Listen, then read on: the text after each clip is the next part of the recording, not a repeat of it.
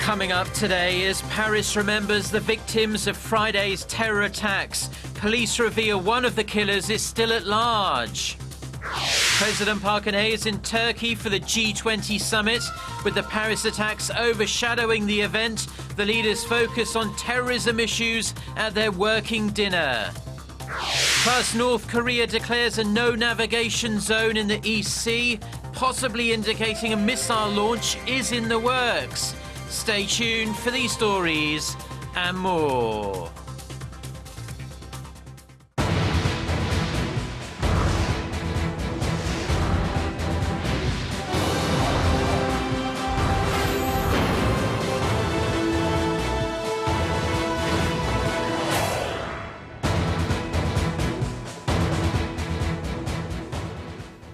Hello to our viewers around the world. It's 6 a.m. on Monday, November 16th here in Seoul. Thank you for joining us. I'm Mark Broome. Our top story this morning, an international manhunt is underway for a man believed to have been involved in the Paris terror attacks, which killed 129 people. Officials have described 26-year-old Belgium-born Abdeslam Salah as dangerous. Salah is one of three brothers believed to be involved in the attacks. On Sunday, several AK-47s were found in an abandoned car, which is believed to have been used by the attackers. Police have also named one of the attackers as French citizen Omar Ismail Mustafa. He was apparently known to security services. Mustafa is believed to be one of 7 suspects killed during the attacks. Now, away from the investigation, there are reports French President François Hollande wants a 3-month state of emergency. An extension beyond 12 days requires parliamentary approval. And to remember the innocent civilians killed in Friday's attacks, thousands of mourners gathered outside Notre Dame Cathedral. The Catholic cathedral had been shuttered since Friday's atrocities, but opened for a special service to honour the dead. Korea's foreign ministry has confirmed that no Korean nationals were killed or injured in the Paris terror attacks.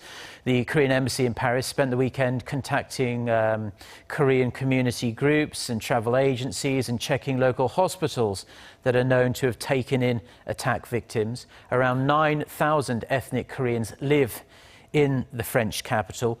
The government has issued a travel advisory for France following these attacks. It has issued a travel alert of restraint for the metropolitan Paris area. The alert level has been raised to caution for all other areas in France. The government is advising Koreans in Paris to be on guard and for those planning to visit the French capital to reconsider their decision. Now, in other news, it is day one of President Park Geun-hye's 10-day diplomacy tour in Turkey. It was the first day of the G20 summit on Sunday, and anti-terror efforts have been front and center of the leaders' discussions. Hwang Sang-hee reports. World leaders observed a minute's silence to remember the victims of terror attacks in Paris and Ankara at the start of a 2-day G20 summit in Turkey's resort city of Antalya. This year's summit has been overshadowed by the deadly attacks on Paris. At a working lunch on Sunday, President Park pledged to join global efforts to root out terrorism, conveying her deep condolences to France for the inhumane attacks. She reiterated this stance at her summit talks with British Prime Minister David Cameron held on the sidelines of the G20 meeting. President Park offered her condolences to those killed in Paris, including the British victims, and denounced the terrorist attack. The president has vowed to work with the international community, including France and Britain, in their efforts to root out terrorism.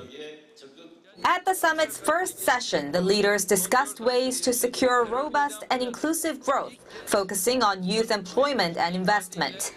President Park stressed the importance of structural reform for inclusive growth and shared South Korea's successful reforms. The leaders wrapped up their first day with a working dinner, focused entirely on tackling terrorism and the refugee crisis. On the final day of the summit, the leaders will adopt a joint statement reiterating their commitment to stay united in combating terrorism. This will be the first written statement issued by the G20 on any political issue. Hwang Sang-hee, Arirang News, Antalya. Now, President Park Geun-hye met with Japanese Prime Minister Shinzo Abe during a luncheon prior to the G20 summit, in which the two exchanged some words regarding their first summit earlier this month in Seoul. According to Japanese media outlets, Abe, sitting next to President Park, thanked her for the warm reception he received during his visit to the Korean capital. He then said the atmosphere in Japan has improved since the summit, where the two agreed to speed up talks on resolving the issue of Japan's sexual enslavement of Korean women before and during World War II. Now, in reply, President Park reportedly said she was glad to hear the words out of Abe's mouth. The two leaders were also seen shaking hands during the photo session ahead of the G20 summit. And in related news, Japan has called on Korea to remove a symbolic statue in Seoul in front of the Japanese embassy in exchange for a resolution of the wartime sex slavery issue. Japan's Kyodo news agency reported Sunday that as part of the deal, Japan would reinstate the Asian Women's Fund set up in the 1990s and offer survivors roughly $100,000 each, but in the name of private individuals, not Japan. Last week, Korea reportedly rejected Japan's request for the statue's removal, saying it's an installation by a private group. Japanese Prime Minister Shinzo Abe is believed to have made the same request during a summit with President Park early this month. Now, the young girl depicted in the statue represents the tens of thousands of women and girls forced into sexual slavery for the Japanese military before and during the Second World War. North Korea has declared a no navigation zone in the East Sea in waters near the city of Wonsan in Gangwon-do province. And this is seen as a possible indication that Pyongyang could be planning a missile launch in the area. Kim Hyun-bin reports. Seoul-based Yonhap News reported Sunday, citing government sources, that North Korea declared the no-sail zone effective from November 11th to December 7th. The sources said the South Korean government is watching closely to see whether the communist regime will launch a Scud or a new type of missile during that time. Many experts believe the North could test launch a newly developed missile that separates into several sub-missiles at high altitude, which can hit several targets at once. Others say the North could test a submarine-launched ballistic missile based on recent satellite imagery that has shown movement in that direction, including the installation of a vertical launch tube at the Shimpo dockyard on the east coast. Since deadly landmine blasts near the border in August, North Korea has declared a no-navigation zone in the East Sea on several occasions and deployed ship-to-ship missiles and multiple rocket launchers along the coast, but it has not yet conducted a launch. Kim Hyun-bin, Arirang News. The United States has successfully conducted its latest test of its ballistic missile defense system known as Terminal High Altitude Area Defense, or THAAD. A congressional report says the test of THAAD and Aegis systems was conducted in the vicinity of Wake Island in the western Pacific Ocean on November 1st. The U.S. Missile Defense Agency says the test stressed the ability of the systems to negate two ballistic missile threats, while Aegis ballistic missile defense simultaneously conducted an anti-air warfare operation. Now, the U.S. wants to deploy a THAAD unit to South Korea to better defend against threats from North Korea's ballistic and missile programs. China and Russia have raised objections to its possible deployment, but Seoul and Washington insist no discussions have been held on the matter. China's yuan has moved closer to joining other top global currencies in the International Monetary Fund's benchmark foreign exchange basket after the United States expressed its support for the move. U.S. Treasury Secretary Jacob Lew reaffirmed to China's Vice Premier and Finance Minister that Washington supports adding the yuan currency to the IMF's currency basket as long as it meets all the criteria. The statement comes 2 days after IMF chief Christine Lagarde recommended the Chinese currency be added to its $280 billion basket of currency reserves, officially known as Special Drawing Rights, or SDR. Lagarde will chair a meeting of the IMF's executive board on November 30th to consider the yuan's inclusion in the basket. Korea's growth rate is expected to fall to the 2% range in 2016, and this is based on the average estimates by 19 different organizations, including the Korea Development Institute, the IMF, and the OECD. The most optimistic forecast was provided by Korea's finance ministry at 3.3%, while the biggest skeptic was Morgan Stanley with 2.2%. A possible US rate hike and various internal risks were two factors cited. But the biggest reason is Korea's dependence on China, with exports to Beijing amounting to a quarter of Seoul's total outbound shipments. According to Moody's forecast for 2015 to 2017, if China's economic growth continues to slow down, Korea's growth could suffer. Now, Korea's two biggest automakers by far, Hyundai and Kia, are selling more midsize cars than ever in the world's second biggest economy. The Korean automakers shipped a combined 263,000 such vehicles to China in the January to October period. And this means midsize cars took up more than 1/5 of their combined sales of 1.28 million units. A company official said the group plans to focus on beefing up its profitability and bolstering its mid-size car sales with the same goals in mind. Kia Motors plans to release a new Sportage SUV in China early next year. Now, Samsung Electronics saw monthly TV sales of $1 billion in the North American market in October alone, according to data compiled by market tracker MPD. Samsung is now the top player in the US flat TV market with a share of more than 35%. And it's not doing so bad in the Canadian market either.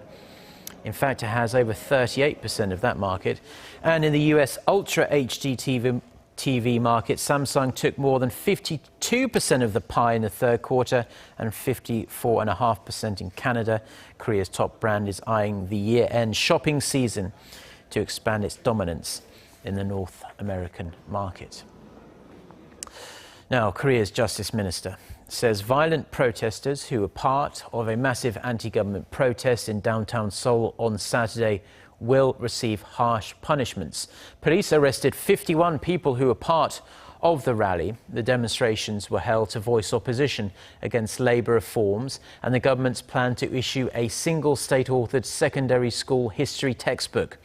Around 130,000 demonstrators from 53 labour unions and civic groups took part in the protest, making it the largest seen in Korea since 2008, when citizens rallied against the government's resumption of US beef imports. Now, 9 police buses were destroyed as protesters attacked the bus barricades with ropes and chains and clubs, as you can see there. 29 demonstrators were rushed to nearby hospitals. One elderly man suffered a serious injury after a blast from a police water cannon. You can see that there. Now, some riot police also suffered injuries, but the exact number has not been made public. Now, on a lighter note, the key to making self-driving cars is a high-precision digital map that contains detailed information about roads and the surroundings. And scientists in Korea are currently trying to perfect this sort of mapping system with the aim of commercializing driverless cars in the very near future. Won Ji-yeon has the details. Here's a car that can drive completely on autopilot. It comes with multiple cameras, surround radars, and a laser scanner that allow the car to safely position itself on the road. It can also generate a real-time map of its surroundings. The vehicle is equipped with ultrasonic sensors that can collect and process data of its environment to build a three-dimensional map. These digital maps are the secret to self-driving cars. They contain all of the intricate information about the road to steer the vehicle in the right direction. We've managed to achieve a number of sensor-related technologies for self-driving cars, but we still don't have the geographic information for our mapping system. By combining our mapping knowledge and experience with the Science Institute's technology, I believe Korea can soon become a global leader of the autonomous car industry. Once the mapping technology is complete, Korean scientists hope to commercialize autonomous cars within the next 5 years. Globally, experts predict that driverless cars will create a $42 billion industry by the year 2025. Won Ji-yeon, Arirang News.